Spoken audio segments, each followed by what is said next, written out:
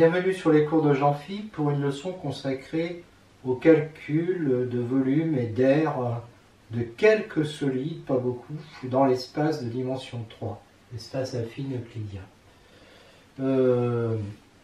Les formules sont connues de très longue date. Archimède les avait tous répertoriés, il avait calculé des volumes et des aires de solides qui étaient extrêmement compliqués. On ne va pas faire ça ici. Et ceux qu'on va voir étaient connus bien avant lui. Alors, on ne fera pas la pyramide parce qu'elle fait l'objet d'un chapitre particulier. On va commencer, et on sera très rapide, par le prisme. Le prisme, c'est un solide limité par deux parallélogrammes isométriques situés dans des plans de base parallèles. Donc, ils sont isométriques et parallèles. Et donc, c'est en fait un volume, un solide avec 8 sommets, et à chaque fois qu'on relie, qu'on prend les côtés latéraux vont tous être parallèles, voilà, parce qu'on a des parallélogrammes partout. Les faces latérales sont des parallélogrammes, donc on a des parallélogrammes partout, si bien que d'ailleurs que les faces opposées sont toutes dans des plans parallèles, et donc en fait on peut choisir n'importe quoi comme plan de base. Son volume va être V égale R de base multiplié par hauteur. Donc R de base, c'est l'aire d'un parallélogramme, multiplié par hauteur, où H est la hauteur entre les deux plans de base qu'on a choisis. Alors on prend ce dessin, on projette orthogonalement A en E sur P', D en D', non en F, pardon, et D en F, voilà, et puis en même temps B en G, puis C en H. Les prismes, ces deux prismes-là, donc c'est A, B, E, F, A', D' et celui-là, bon, ils sont évidemment identiques. Je vais prendre celui-là, je vais le retourner quand même, et puis le glisser, non, j'ai pas besoin de le retourner, j'ai juste besoin de le translater, je vais le mettre à la place de celui-là. J'enlève cette partie-là, et je la mets ici. Et du coup, je vais obtenir un prisme droit, qui est A, B, C, D, E, G, H, D'. Non, c'est E, G, H, F. Voilà. Et son volume, à lui, ça va être quoi? Comme il est droit, ça va être hauteur multipliée par l'aire du parallélogramme qui n'a pas du tout changé. C'est-à-dire que mon prisme a été changé en un autre prisme, d'accord? Mais ils ont le même volume. Donc, R de base de ABCD fois hauteur, c'est exactement ce que je voulais. Alors, on va prendre maintenant un repère basé sur la demi-droite AB pour faire l'axe des X, la demi-droite AE pour faire l'axe des Y, autrement dit, je prends vecteur I égale vecteur AB sur AB et vecteur K égale vecteur AE sur AE, et je complète par J. Alors le J, donc là je m'installe dans le plan P, le J va être comme ça. Voilà. Alors AB, il a comme coordonnée A00, où A c'est la distance AB. Alors AD, c'est ça, on est dans le plan P. Donc AD c'est un peu plus compliqué. Si je mesure ici l'angle θ, eh bien je vais avoir AD qui aura comme coordonnées dans IJ, AIJ, B cosinus θ, B sinus θ. Et je fais pare'i pour AA', qui lui aussi est plancher. Et alors lui, je le mets dans le plan ABGA'. Et là, je vois tout de suite, c'est-à-dire ça, c'est un peu compliqué à regarder, mais si j'appelle C sa longueur, eh bien je vais avoir, alors j'ai mis moins C cosinus alpha, parce qu'on est opposé à X, mais ça n'a pas d'importance en fait dans mon calcul. 0 parce qu'il y aura 0 par rapport aux Y, et puis C sinus alpha par rapport aux Z. Et le déterminant de ces trois vecteurs va être égal à A fois ce déterminant-là, donc A BC, sinus θ, sinus alpha. Bon, mais la hauteur c'est C sinus alpha. Hein, ici, si je prends la hauteur, c'est cette distance AE, elle est égale à C sinus alpha. Parce que mon alpha, je l'ai ici, sinus alpha est égal à H sur C. Et il me reste quoi? Donc il me reste C sinus alpha, c'est la hauteur. Il me reste AB sinus... Non, il me reste AB sinus θ. A, B, là j'ai un parallélogramme. A, B c'est la longueur AD, sinus θ, c'est l'aire du parallélogramme. Donc en fait, si je mets des valeurs absolues autour de mon déterminant, je vais exactement avoir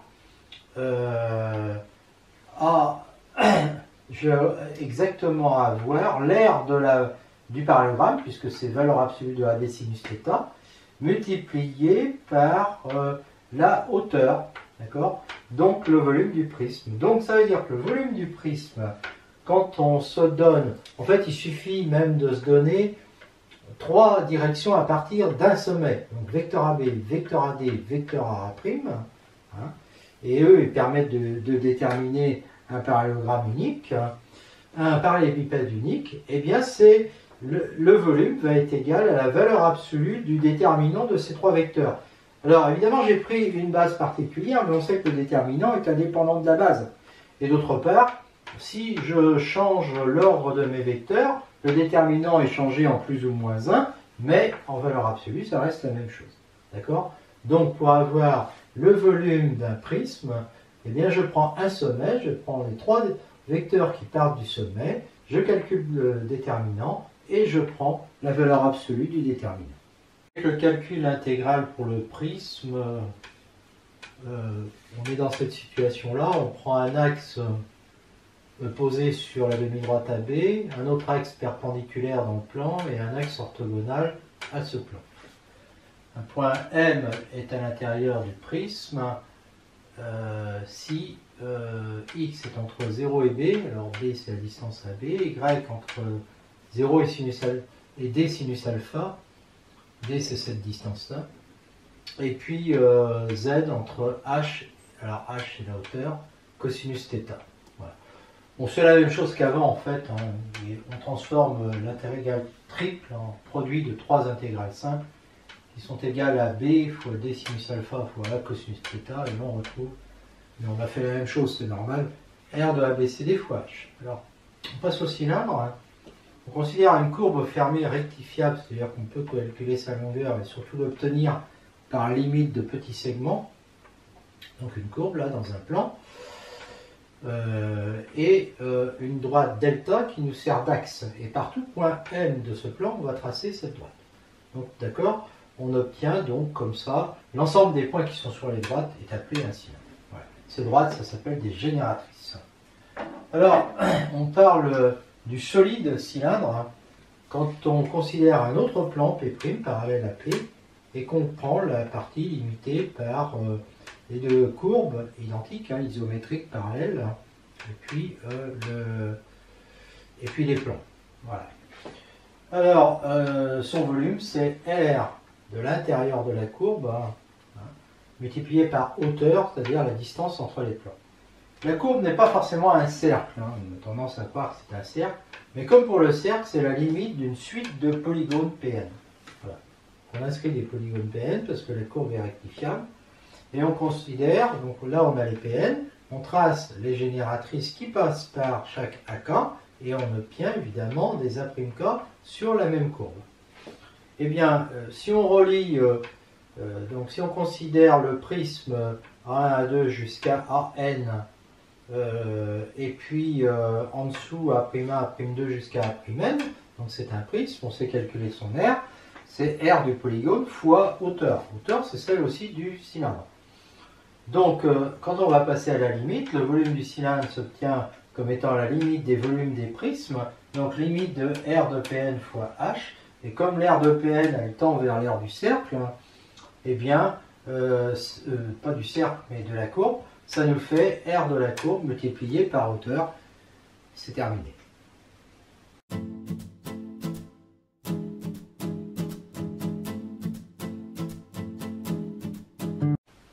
Un cas particulier très important, c'est celui du cylindre de révolution, qu'on obtient par rotation d'une droite parallèle à un axe. On a un axe et puis on a une droite parallèle qui tourne autour.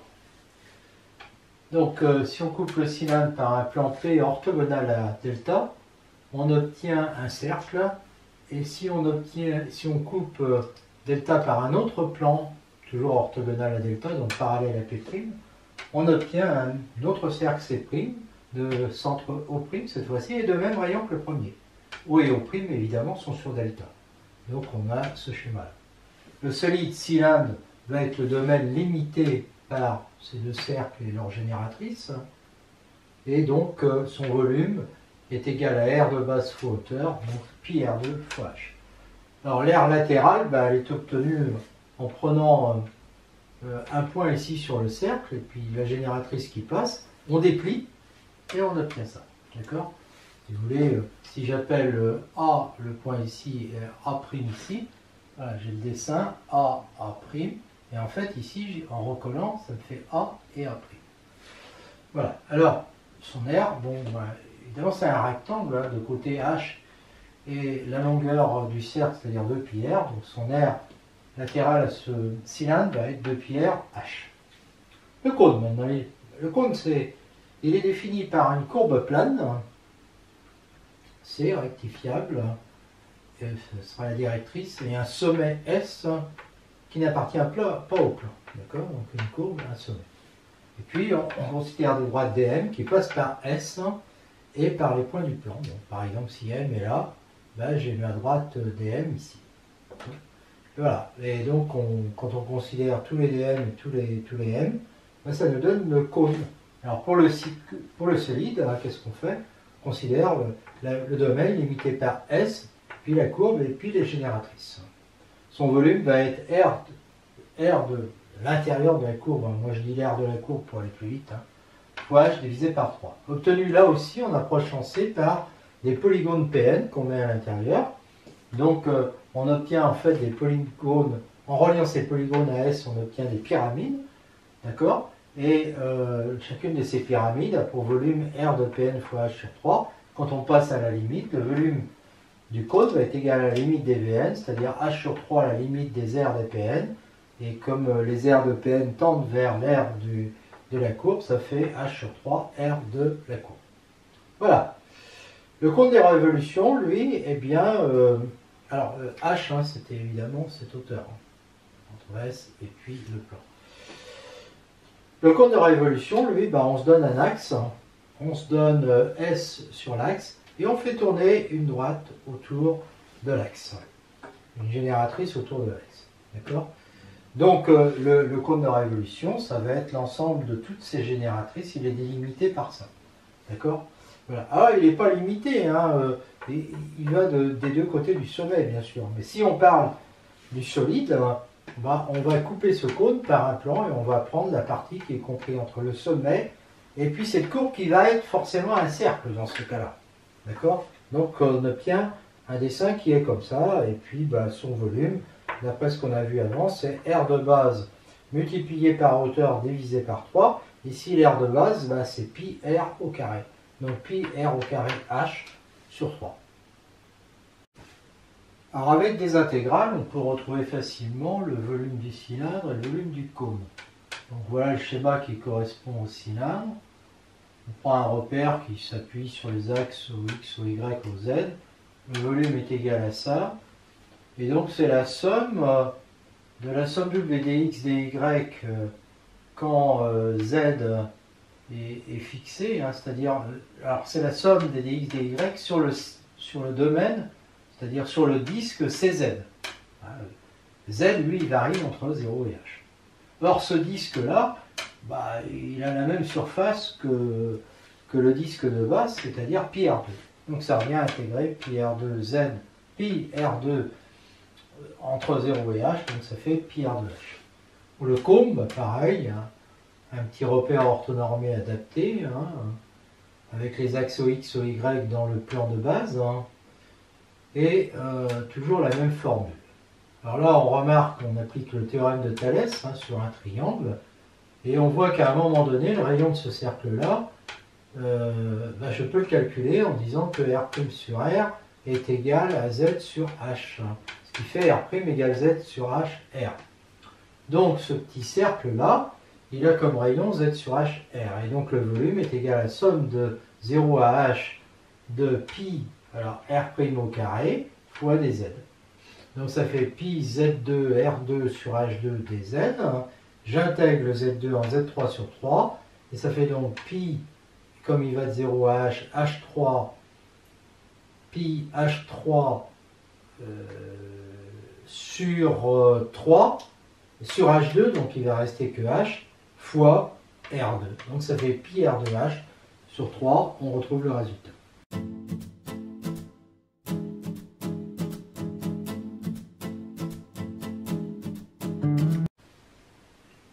On voit maintenant l'aire latérale d'un cône de hauteur H et de rayon de base grand R. Les génératrices qui sont des segments, on considère segment au lieu de droite pour un solide, ont la même longueur G, et quand on développe le cône, on obtient un secteur circulaire d'angle alpha et de rayon G. Sa surface est donc pi G2 si c'était le disque complet, mais c'est proportionnel à l'angle, donc fois alpha sur 2pi, ce qui nous fait alpha G2 sur 2. Le problème, c'est alpha. Alors on considère cette longueur là, cette longueur c'est G alpha, et A' est le périmètre de base. Donc c'est égal aussi à 2πr. D'accord? Donc G alpha égale 2πr, donc alpha égale 2πr sur G. Donc là je remplace alpha par 2πr sur G, hein, ça supprime le 2, et j'obtiens pi rg comme r de base. Tronc de cône maintenant, c'est un solide obtenu pour un cône de révolution par un plan qui est parallèle, perpendiculaire à l'axe, donc parallèle au plan de base. D'un côté du plan, on a un cône, puis de l'autre côté, on a ce qu'on appelle le tronc de cône, de rayon R1 et R2, et puis de hauteur H. Alors, on veut calculer son volume. Donc, son volume, on va dire que c'est le volume du grand cône. Alors, le grand cône, il a pour rayon R2 et puis pour hauteur H plus H1. Donc, ça fait ça, moins le volume du petit cône, pi R1 carré H1. Donc, ça fait pi R2 carré H plus pi R2 carré H1 moins pi R1 carré H1. Donc, ça fait ça. Là, c'est un plus. Hein. Et donc, ça nous fait ça. Plus, alors ce truc-là, il me faut H1 en fait. Donc, j'utilise Pythagore. H1 sur H1 plus H est égal à R1 sur R2. Bon, je développe. Et je trouve que H1 est égal à R1H sur R2 moins R1. Donc je remplace H1 par R1H sur R2 moins R1. Alors le R2 carré moins R1 carré, j'avais factorisé R2 plus R1, facteur de R2 moins R1, donc il se supprime. Donc il va rester que ça. Et là je factorise pi et H et j'obtiens ça. Donc le volume du tronc de cône est égal à un tronc de cône de rayon R1, R2 et de hauteur H est égal à pi H fois facteur de R2 carré plus R2 R1 plus R1 carré, ou pi facteur de H2 carré plus R2 R1 plus R1 carré, le tout fois H. R latéral d'un tronc de cône, on considère donc ce tronc de cône avec toutes les notations qu'on trouve ici, obtenu par rotation de AB autour de l'axe delta. L'aire latérale du grand cône, on l'a vu, c'est pi R2 G2. Alors G2, c'est cette longueur de la grande génératrice. R2, c'est le rayon du grand cône. Et l'aire du petit cône, c'est pi R1 G1. Donc R1, son petit rayon, et puis sa génératrice G1. L'aire du tronc de cône, c'est donc la différence entre les deux. J'appelle I le milieu de AB. Et R égale ID. Alors D, forcément, par Thalès, comme I est le milieu de AB et qu'on a des parallèles, D va être le milieu de CE. Le rayon R est égal à ID, c'est-à-dire à IK plus KD. KD, c'est pareil que R1. Et IK, par Thalès encore, c'est la moitié de ça. C'est-à-dire la moitié de R2 moins R1. Donc ça nous fait R1 plus R2 sur 2, c'est-à-dire c'est un rayon moyen, c'est pas très étonnant. Thalès, SA sur SB. est égal à R1 sur R2. On va beaucoup utiliser Thalès, qui me donne que G1 sur G2, donc G1 égale G2, R1 sur R2. Alors donc l'air latéral va être égal à pi R de G2 moins pi, et là je remplace R1, non je remplace, alors c'est R1 G1, je remplace G1 par ça, et je multiplie par R1, donc ça me fait ça. Je mets en facteur, je vous laisse vérifier. Ça, je le remplace par R2 moins R1, facteur de R2 plus R1. Je divise par 2 pour faire apparaître R, donc je multiplie par 2. Et j'obtiens donc pi G2 R2 fois 2R, R2 moins R1. Thalès, toujours Thalès, BA sur BS, qui est égal à BH sur BE. BH sur BE. Alors, BA sur BS, c'est G sur G2, qui est égal à BH et R2 moins R1 sur R2, qui me donne R2 moins R1 égale GR2 sur G2. Donc là, je le remplace par GR2 sur G2. Et donc, ça supprime les G2, et ça supprime certainement les R2. Alors ça, c'est un R, hein, c'est pas un H. Alors, ça, c'est un problème parfois, mais j'ai pas de rho de H pour le moment, c'est bon. Et donc, j'obtiens depuis RG, pardon, depuis RG. Bon, si j'appelle alpha le demi-angle au sommet du cône, donc ça va être BSE, mais aussi BAH à cause des parallèles, donc angle alterne interne. Hein. Et donc dans ce petit triangle, j'ai le cosinus de alpha qui va être égal à A R2, c'est-à-dire grand H, j'appelle grand H la hauteur de mon tronc de cône, hein, sur AB, c'est-à-dire G. Et puis maintenant je vais définir ce qu'on appelle l'apotème du cône. À partir du milieu I de AB, je trace une perpendiculaire. Et cette perpendiculaire à AB vient couper l'axe delta en D'.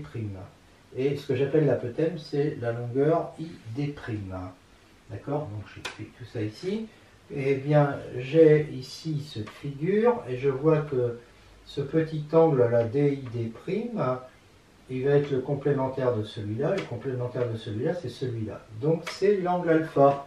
Et donc cosinus alpha dans ce petit triangle est égal à ID sur ID', c'est-à-dire R sur A, qui est donc égal à grand H sur G. Et donc ça me fait que GR égale HA. Donc je peux remplacer GR aussi par HA. Donc j'obtiens finalement que l'aire du tronc de cône est égal à 2pi RG et 2pi HA, c'est pareil. Et puis si je remplace R par R1 plus R2 sur 2, évidemment je trouve ça. Voilà. Donc ça avec ce dessin-là. Volume du tronc de cône, maintenant, ben, il est égal au volume du grand cône moins le petit. Donc ça fait pi sur 3 R2 carré, alors H2 c'est H1 plus H, moins R1 carré H1. Et puis là, donc je mets R2 carré H, et puis le H1. Le H1, il va être là, mais alors le H1, qui est facteur de R2 carré moins R1, ben, je peux l'avoir autrement. SC sur SE, toujours Thalès, hein. SC sur SE, qui est égal à ça, donc ça fait H1 sur H2, c'est-à-dire H plus H1, qui est égal à R1 sur R2. Et donc ça me fait, quand je fais le produit en croix, R1H égale R2H1 moins R1H1, et donc H1 égale R1H sur R2 moins R1. Et donc là, j'ai remplacé H1 par ça. Et ensuite, j'ai une simplification, parce que lui, il est égal à R2 plus R1, facteur de R2 moins R1. Et donc, j'obtiens ça, et quand je développe, j'obtiens ça. Donc, une formule assez simple, hein, qui me dit, attention, ça, c'est du grand H, c'est pas du petit H. Hein. Voilà. Qui me dit que volume est égal à pi grand H, c'est la hauteur du tronc de cône, hein, c'est juste ça, facteur de R2 carré plus R2 R1 plus R1 carré.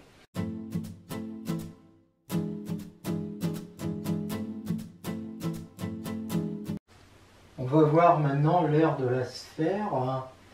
On considère un demi-polygone à 0 à 1 jusqu'à n, donc à n côtés. On va choisir l'angle au centre égal à pi sur n, hein. Et en tournant, eh bien, on va obtenir un solide Sn, qui va être la réunion de n petits cônes comme ça. Hein. des cônes de génératrice AK, AK plus 1. Et d'ailleurs, ils ont tous la même génératrice, parce que cette génératrice, c'est 2 fois ça. Or, ça, c'est R cosinus θ, donc cosinus pi sur n. Donc, en fait, la génératrice, c'est 2R, non, sinus pi sur n, pardon. Voilà, c'est ça que je cherche. Donc, c'est sinus pi sur n. Donc, ça fait 2R sinus pi sur n. Et l'apotène, hein, qui est x, alors il dépend de n, donc je vais l'appeler xn, lui c'est r cosinus pi sur 2n. Et de hauteur hk. Alors la hauteur hk, elle change. Hein. On voit bien que là, elle est plus petite que là. L'aire latérale de ces cas, je sais que c'est 2pi fois l'apotème fois sa hauteur, donc hk fois xn. Mais xn il est fixe, hein, il ne dépend pas de k. L'aire latérale de Sn, donc du solide entier, va être la somme des 2pi xn hk, c'est-à-dire 2pi xn somme des hk, et la somme des hk, ça fait 2r. Donc j'obtiens 4pi r xn. Alors la sphère, c'est la limite des solides Sn quand n tend vers plus l'infini, donc son r va être égal à la limite de ça. Et comme la limite de xn, bah, c'est quand n tend vers plus l'infini, ça fait r. Hein. L'aire de la sphère va donc être 4pi r fois r, 4pi r2. Et voilà. Alors, pour en venir au volume de la sphère, on va d'abord étudier la rotation d'un triangle, et même de deux triangles, là, ABD et puis DBC. Hein, ça fait une glace, là, c'est deux cônes, l'un sur l'autre. Obtenu en faisant tourner donc le triangle ABC, oui, ça fait un triangle, autour de l'axe AC. La réunion des deux cônes est un solide de volume pi R2H plus pi R2H. Les deux H s'ajoutent, ça fait AC. Donc ça fait pi BD au carré fois AC sur 3.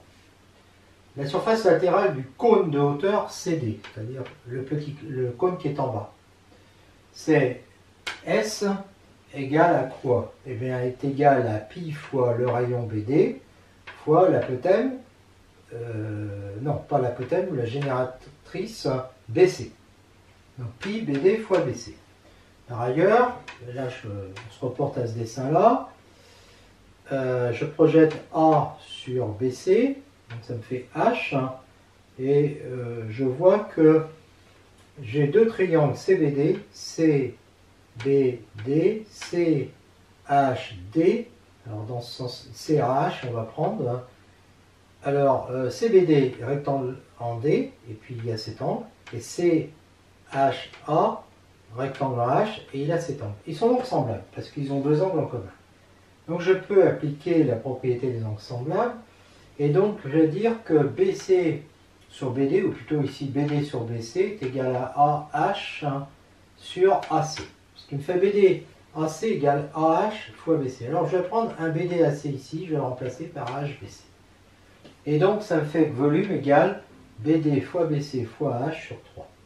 Alors l'aire latérale du cône de hauteur CD, bah, c'est justement pi fois BD générateur fois le rayon, non, BD, oui c'est le rayon, pi fois le rayon BD fois la génératrice BC, et donc ça je le retrouve là-dedans, pi BD fois BC, donc ça va être la surface du cône, et donc j'ai volume égal surface du cône fois H sur 3.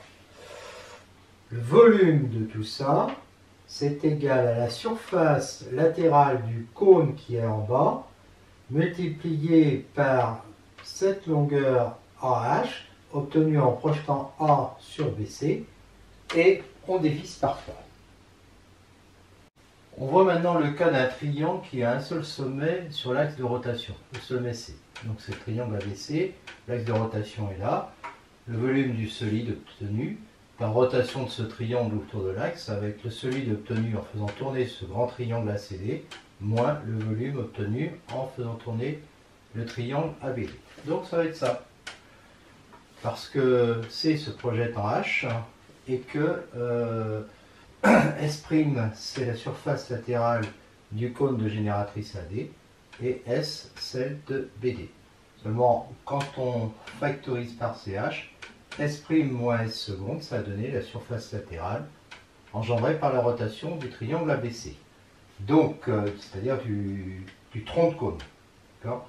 Donc, on retrouve donc la formule qu'on avait vue avant, S fois CH sur 3.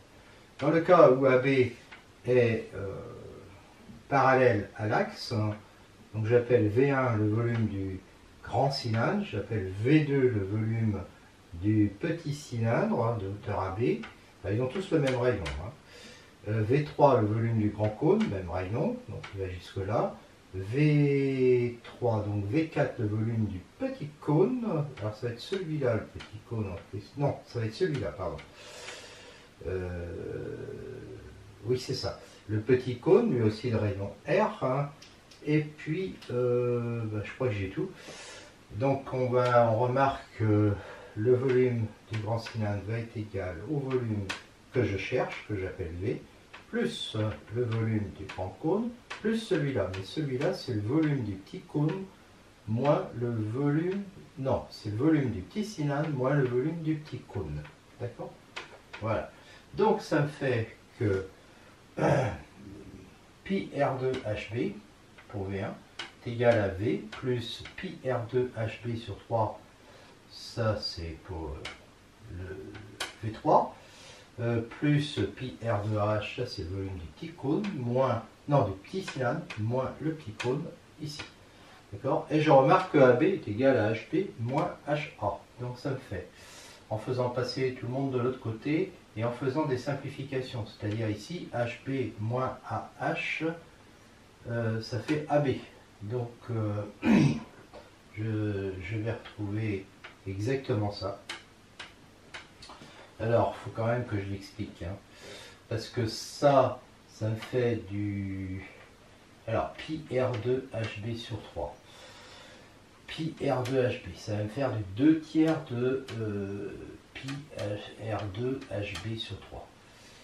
Pareil pour ça, ça va m'en faire aussi 2 tiers, que je vais passer de l'autre côté. Moins 2 tiers, d'accord, et ça va être égal à V. Mais comme HB moins H, ça fait AB, j'obtiens ça. Que je peux écrire 2 pi R, AB, R sur 3. L'aire latérale du cylindre de génératrice AB. C'est quoi son aire? On a vu que c'était 2 pi R fois AB.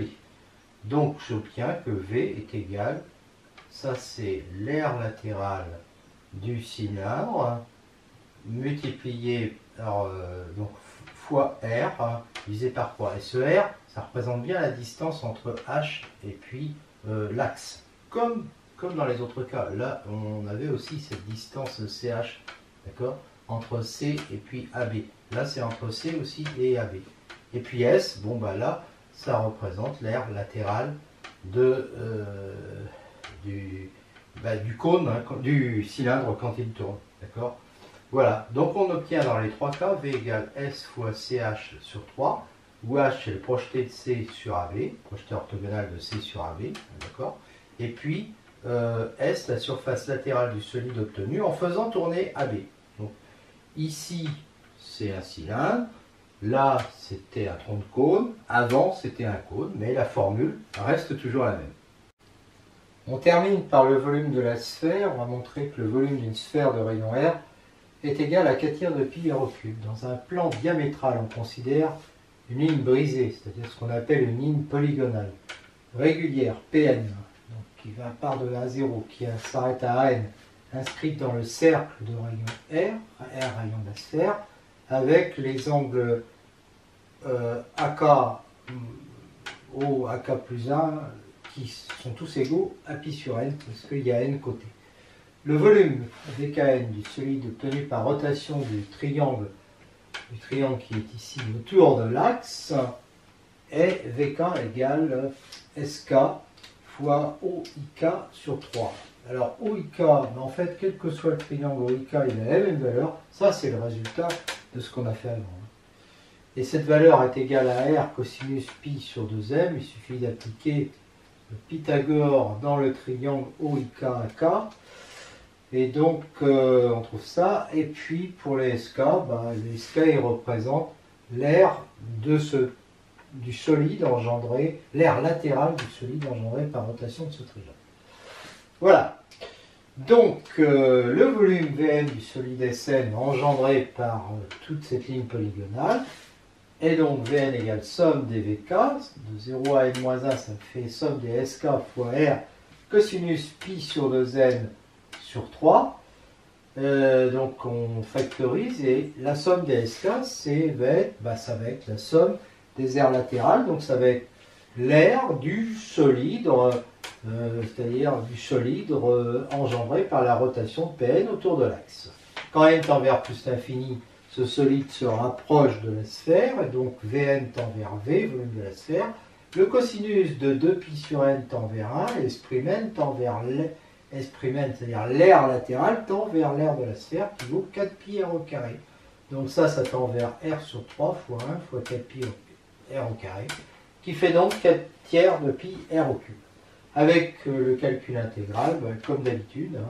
Là il y a une symétrie, donc on partage la sphère en deux, et donc on intègre z entre 0 et r, et là cette somme c'est pour z bloqué, c'est tous les x, y, alors qui sont là-dedans, hein, c'est-à-dire dans le disque dans le disque de rayon petit r. Donc le petit r, il faut le calculer, on a pris Pythagore, là on est à z, ça fait petit r au carré est égal à r2 moins z2, et donc et sa surface ici, ça va être pi r2, donc pi r2, ça fait pi facteur de r au carré moins z2, qu'on intègre par rapport à z, par donc 2 pi r2 z, moins z au cube sur 3, alors en 0 ça vaut 0, puis en r ça fait r au cube moins r au cube sur 3, c'est-à-dire 2 tiers de r au cube, mais qui est multiplié par 2, ça fait 4 tiers, et par pi.